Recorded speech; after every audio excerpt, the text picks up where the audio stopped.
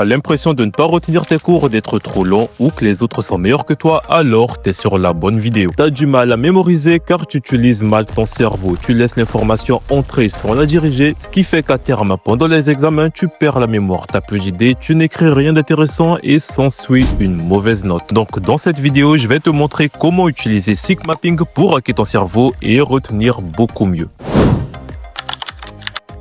Le problème de la plupart des élèves, c'est qu'ils font les mêmes erreurs. Ils lisent, ils relisent leurs cours, ils surlignent, donc n'utilisent qu'une partie de leur capacité. Alors que ton cerveau ne retient pas ce qu'il apprend passivement, il retient ce qu'il construit. Et pour t'aider à faire ça, Seek Mapping te propose le Mind Mapping, une technique de visualisation active qui fonctionne par association, image et connexion. Juste ce qu'il te faut pour stimuler ton cerveau et améliorer tes résultats. Le Mind Mapping, c'est une méthode visuelle qui consiste à partir d'une idée centrale, créer des branches, structurer les notions et relier les concepts. Oui, c'est très beau à la fin, mais ce n'est pas juste un joli schéma, car il s'agit d'organiser l'information, car visuellement, à chaque concept a sa place, de comprendre les liens, puisque tu peux facilement relier ces concepts entre eux et d'activer plusieurs formes d'intelligence. Donc, t'engages plus de zones de ton cerveau pour retenir beaucoup mieux. Et tu fais appel à un mécanisme de mémorisation très puissant. L'encodage actif, tu transformes l'info, la structuration, tu la clarifies, la répétition intelligente, tu la réorganises et l'effet visuel. Car ton cerveau adore l'ordre et les liens.